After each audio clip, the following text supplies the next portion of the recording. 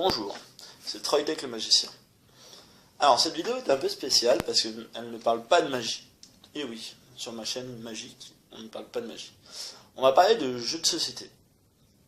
Parce que récemment, en fait, je me suis mis à travailler dans une ludothèque dans la ville de Châtillon, dans le 92. Et puis j'ai eu une idée, c'est de créer des jeux de société sur le thème du jeu vidéo. Alors je me suis dit, pourquoi pas, personne n'y a forcément pensé. Donc premier projet, je commence à réfléchir et puis je vois que ça commence à prendre forme. Et je me suis dit, mais par quel jeu je vais commencer? J'ai commencé à voir les jeunes dans les collèges, de la ville, etc. Et j'ai vu qu'ils jouaient beaucoup à Clash Royale. Donc je me suis dit, pourquoi pas commencer par lui? Donc voilà, donc cette vidéo va parler de ce jeu. Le jeu que j'ai inventé autour de Clash Royale. Donc on m'a conseillé de faire une vidéo juste pour avoir des avis. Je ne cherche pas à faire de la pub, rien, quoi que ce soit. Je cherche juste à avoir des avis. Voir ce que vous en pensez, voir si ça peut être bien, qu'est-ce qui peut être amélioré. C'est vraiment une vidéo faite pour avoir des avis. Donc n'hésitez vraiment pas à mettre des petits commentaires pour me dire qu'est-ce que vous en pensez. Merci. Du coup, par rapport à Clash Royale, le jeu de société que j'ai pu inventer autour du jeu vidéo. Déjà, du coup, on va commencer par chaque élément, on va présenter chaque élément, un par un. Donc dans un premier temps, comme on peut voir en élément central, le plateau de jeu. Comme on peut voir, c'est le fond d'écran de l'arène légendaire, avec le terrain de l'arène de base, la première arène. Ensuite, on peut le voir, chaque joueur a 10 petites gemmes, 10 petits cailloux qui représentent son élixir. La particularité est que chaque carte, comme dans le jeu Clash Royale, va coûter un certain nombre d'élixirs à poser, et à la fin du tour, on n'en récupère que une par une. Sauf si on ne joue pas de carte. Si on ne joue pas de carte, on en récupère 2 à la fin du tour au lieu d'une. Sachant qu'on ne peut jamais dépasser les 10 par joueur. Ensuite, deuxième élément, les cartes. L'élément clé de Clash Royale. Et oui, comme vous pouvez le voir, comme vous pouvez le constater, il n'y a pas que les troupes qu'on peut trouver dans Clash Royale, mais il y a aussi ceux de Clash of Clans. Et d'autres que j'ai même inventés. Du coup, je vais commencer tout de suite par le commencement. Comment on peut différencier les soldats, si on ne connaît pas le jeu, des sorts? Tout simplement, les sorts, comme on peut le voir, elles sont comme ça. Alors que les soldats, ils sont comme ça. Quelle différence il y a entre les deux? Et bien tout simplement, on peut voir que les sorts et les soldats, les sorts, il n'y a rien ici et il n'y a rien ici. Alors que les soldats, on peut le voir, il y a ici et ici. Maintenant, qu'est-ce qu'il y a écrit concrètement dessus? Sur un sort normal, par exemple, il y a le nom de la carte en haut, le coût d'élixir dans la petite étoile jaune, l'image du bâtiment et l'effet de la carte. D'accord? Alors que les soldats, ils ont 2 choses en plus. La force et les dégâts qu'ils infligent à la fin de chaque tour. Vous allez me dire, oui, mais comment on tue un monstre? Eh bah oui, parce que dans mon jeu, il n'y a pas de système de points de vie pour les monstres. J'ai décidé d'enlever cette spécificité parce que c'était trop compliqué à mettre sur le terrain en jeu. Là, c'est du one shot, c'est-à-dire on tue en un seul coup. Pour cela, comme vous voyez en haut, il y a la puissance. Là, par exemple, on voit le dragon et le gobelin à Sarbacane. Et comme on voit, il y a la puissance en haut. Donc là, il y a le 5, et là, il y a le 2. Pour tuer un monstre, il faut que le monstre en face, ou les monstres en face, soient plus hauts que le monstre adverse. C'est-à-dire que là, par exemple, le 2, il ne peut pas tuer le 5, parce que le 5 est plus haut que le 2. Logique. Alors que le 5, lui, il peut tuer facilement le petit gobelin, vu qu'il n'a que 2 de puissance. Donc il faut être soit plus haut, soit égalité avec le monstre qu'on veut tuer. Tout simplement. Sachant qu'on peut combiner. S'il y a plusieurs personnes, de mon côté, par exemple là, ces deux-là peuvent s'allier ensemble pour tuer mon dragon. Enfin, le dragon, c'est un peu spécial, vu que j'ai créé le fait que les aériens ne peuvent pas être touchés par les terrestres, sauf cas particulier. Maintenant, comment ça se passe concrètement? Quand on joue une carte, on paye le coût d'élixir en haut, donc on met ses gemmes de côté. Là, par exemple, pour le gobelin sarbacane, il en faut que 2. On pose un petit pion, comme vous voyez, j'ai créé chaque petit soldat en version petit. Donc là, par exemple, on prend le petit pion qui correspond, et on le pose sur le plateau du côté où on veut le mettre. Sachant que si on le pose là, il ne pourra attaquer que en face. Si on le pose ici, il ne pourra attaquer que là, ce qui est logique. D'accord ? Et au dos des petits pions, comme rappel, il y a la puissance et les dégâts que le monstre inflige. Donc, je disais, par rapport au monstre, du coup, là, c'est la puissance, il faut être, donc, comme je vous ai dit, soit supérieur, soit égal au monstre qu'on a tué en face. Mais, ce n'est pas tout. Pourquoi? Si jamais on se retrouve face à un monstre plus puissant, par exemple là, le dragon, lui, il va avoir un choix à faire très important. Il va devoir choisir entre, à son tour, soit s'occuper du petit gobelin et le tuer en one shot, soit attaquer à tour. C'est lui qui va choisir. C'est un choix à faire. Ça peut être des fois stratégique de tuer le petit pour pouvoir empêcher de faire des combinaisons et ne pas se faire tuer son gros. Ou alors, ça peut être tout stratégique aussi de laisser les petits en vie pour essayer de taper plus vite que l'autre. Tout simplement. Et à la fin du tour, du coup, une fois qu'on a posé, chacun des joueurs a posé son monstre, s'il en joue, ou sa carte s'il en joue, et ben les dégâts s'infligent. C'est-à-dire que là, comme on voit, si lui il est posé, et qu'il a accès à la tour, c'est-à-dire qu'il n'y a personne en face de lui, ou qu'il a un plus faible en face de lui, et qu'il ne veut pas le taper, et ben on déduit les dégâts infligés à la tour au point de vie de la tour. Chaque tour a, donc la tour de gauche, comme on peut voir, tour de gauche, a 1000 points de vie. La tour de droite a 1000 points de vie aussi, et celle centrale a 2000 points de vie. D'accord? Dès que la tour centrale est éliminée, le jeu est fini. D'accord? Maintenant, on ne peut tuer, comme dans Clash Royale, la tour centrale que si une des deux tours est éliminée. Là, on va me dire c'est très bien, mais le problème c'est que il n'y a pas de temps.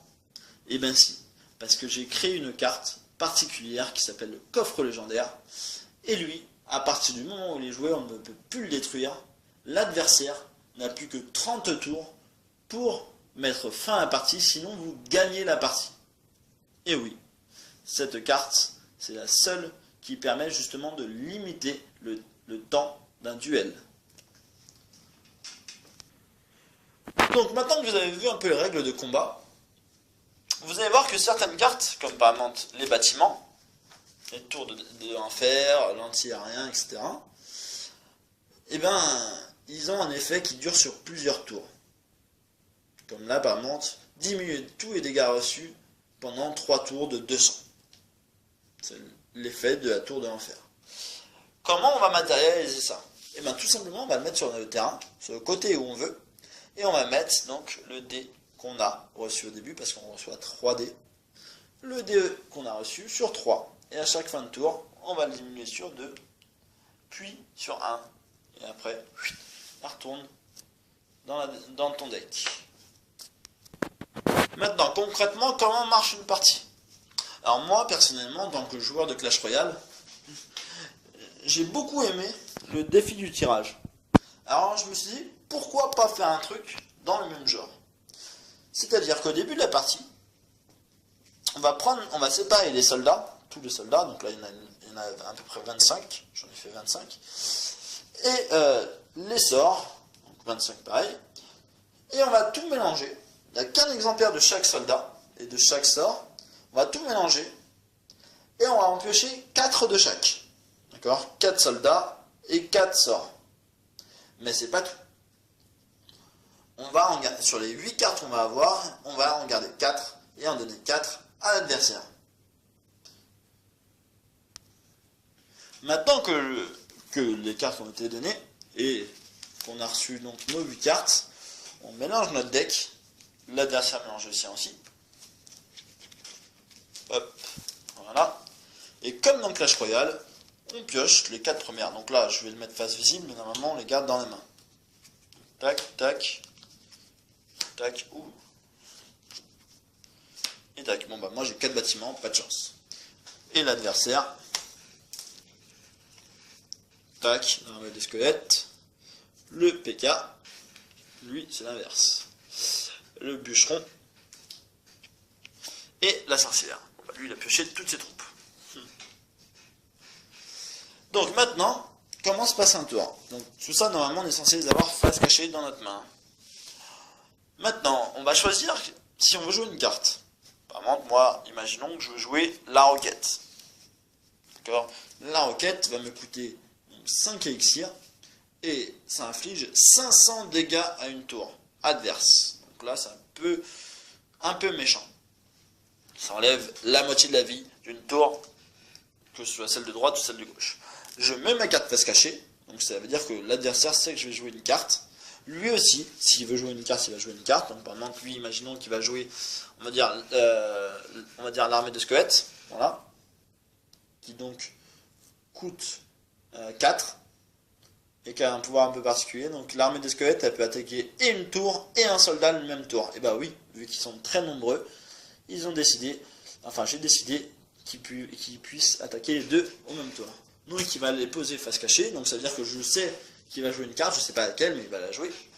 Et là, chacun notre tour, on va jouer en tant que premier joueur. Donc au premier tour, par exemple, c'est le joueur bleu qui commence, et au deuxième tour, c'est le joueur vert qui commence. D'accord? Donc là, paf, donc je joue ma carte, donc je révèle ma carte. Là, on voit que c'est le roquette. Donc je paye, j'ai mes 10 élixirs dès le début. Je paye mes 5 élixirs, donc je les mets de côté. 1, 2, 3, 4, 5. Et là, j'applique l'effet. Inflige 500 dégâts à une tour. Hop, on regarde. Là, on voit, par exemple, je visais sa tour gauche. Donc là, hop, on raye. Et on met le reste de la vie qu'il a. Donc là, on voit plus que 500. Une fois que j'ai fait ça, donc j'ai plus que 5 élixirs, je prends la carte qu'elle est utilisée, je la mets sous le jeu. Et voilà. Lui, il révèle. Pareil. Là, je vous ai montré, donc, il paye du coup 4 d'élixirs. 1, 2, 3, 4. Il va chercher les petits pions qui correspondent. Donc, il veut prendre tout le paquet parce que chaque carte est en un seul exemplaire. Et il va la mettre soit à droite, soit à gauche. Donc, par exemple, là, il va la mettre ici. D'accord?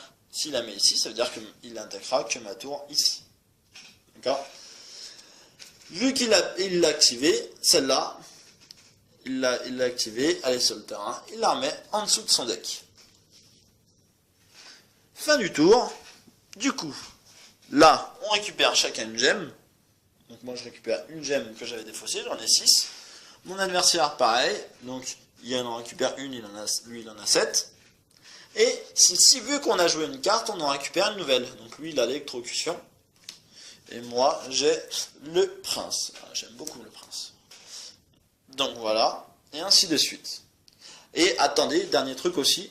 C'est que du coup, vu qu'il a une troupe, et ben sa troupe, comme vous voyez, elle affiche 20 dégâts par tour. Donc sur ma tour de gauche, à moi, je raye et je mets 980. Du coup. Donc voilà. Et ainsi de suite. C'est-à-dire que maintenant, par exemple, un nouveau tour. Je vais faire un deuxième tour comme ça, vous voyez. Là, mon adversaire, il a décidé de ne pas jouer de cartes pour récupérer par exemple 2 gemmes à la fin du tour. Moi, j'ai décidé par exemple de jouer pour essayer de contrer son PK, son armée de squelettes. J'ai décidé de jouer lui, même si je vais me faire avoir parce qu'il est un peu plus puissant. Donc je paye, lui il ne joue pas de cartes, donc son tour est fini. Moi je paye 5 à nouveau. Donc 2, 4, 5. J'ai plus beaucoup de gemmes. Alors là, il faut faire très attention parce que si on n'a plus de gemmes, on sera obligé de passer et donc de subir ce que va faire l'adversaire. Donc là, du coup, je récupère tout le petit paquet du prince. Hop. Je mets le prince sur le côté que je veux. Donc là, je l'ai mis là. Le prince, il n'a pas d'effet particulier, sauf son attaque est un peu spéciale. Comme dans le jeu Clash Royale, le prince, il va avoir sa charge. Au début, il va être plus puissant au premier coup, et après, il va attaquer des dégâts normaux. C'est-à-dire qu'au premier tour, s'il passe, il inflige 150 dégâts à une tour. Et les tours d'après, il n'inflige que 100. Donc voilà, il a 3 de puissance. Donc voilà. Donc moi j'ai payé, je la remets dessous, mon paquet. Et du coup là, il va y avoir un petit dilemme. Pourquoi? Parce que comme vous voyez, il y a deux monstres du même côté sur le terrain. C'est lui le premier joueur, c'est lui qui choisit en premier qu'est-ce qu'il va faire. Donc lui il a récupéré 2 gemmes, vu qu'il n'a pas joué de carte. Moi j'en ai récupéré une. Et là on passe aux phases d'attaque.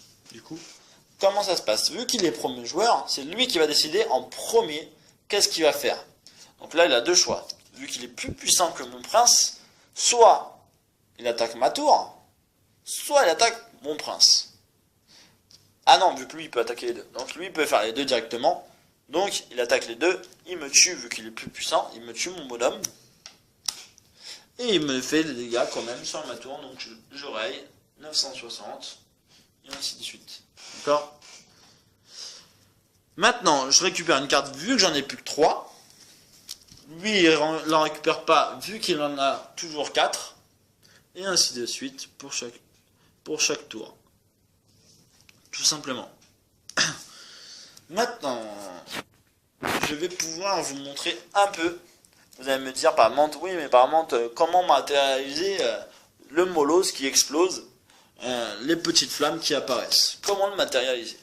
Et bien tout simplement, j'ai créé le petit jeton du molosse quand il arrive, mais aussi les petites flammes quand il est présent. Ce qui fait que quand il explose, il crée 5 petites flammes de puissance 1. Donc il y a 5 petits bonhommes 1-1 qui arrivent sur le terrain à l'endroit, sur le côté où il explose. Pareil, vous allez me dire, oui mais le bûcheron, il est bien, mais est-ce qu'il y a sa potion de rage? Eh ben oui, pareil, la potion de rage, elle y est, donc là où il explose, eh ben là où il se fait tuer, eh ben il lâche sa potion, qui aide toutes les troupes de son côté. J'ai essayé pour chaque troupe, et pour chaque effet de carte, de me rapprocher au mieux de Clash Royale. Donc, après, forcément, il y a quelques petites différences, vu que, tout simplement, il n'y a pas d'ordinateur qui peut gérer certaines choses. Là, c'est que à la main. Donc voilà. J'espère que ça peut vous plaire. Après, il y a énormément de cartes. Il y a même des cartes qui ne sont pas sorties. Par exemple, moi, je me suis amusé à faire, comme vous avez pu reconnaître, le héros dans Clash of Clans. Ou alors le dragon de Clash of Clans. Mais aussi, je me suis amusé à faire des cartes qui ne sont pas ni dans Clash Royale, ni dans Clash of Clans. Donc on peut voir le mineur, le golem, le dragon, le gobelin sarracan, le barbare, la mousquetaire, le sorcier de glace, qui est très très méchant lui, le dragon de l'enfer, etc., etc. Voilà. Tac, non, là il n'y en a pas. Le poison, comme on peut voir, l'anti-aérien, le propulseur d'air. Je me suis vraiment amusé à vraiment faire des personnages qui sont tirés du jeu. Mais pas que du jeu Clash of Clans, du jeu Clash Royale aussi. Et comme on peut voir, par exemple, le coffre légendaire, il n'y a pas de carte coffre légendaire dans le jeu. Ou alors, par exemple, même le petit piège, je me suis amusé à le faire. Ça permet par exemple ça qu'un soldat terrestre puisse pendant 3 tours toucher les soldats aériens. Ce qui fait que ça change un peu la donne. Et je me suis aussi amusé à faire donc des cartes qui ne sont pas dans Clash of Clans. Par exemple, j'ai fait le monde inversé. Le monde inversé, ça inverse les puissances des monstres. Mais ça, évidemment, vous verrez plus tard. Donc voilà, j'espère que ça peut vous plaire. N'hésitez vraiment pas à mettre un petit commentaire pour voir si ça peut plaire. Voir qu'est-ce que je peux améliorer, qu'est-ce qui est bien, qu'est-ce qui n'est pas bien, qu'est-ce que vous en pensez. Et je vous réserve d'autres surprises plus tard pour d'autres jeux que j'aurai adaptés en jeu de société. Voilà.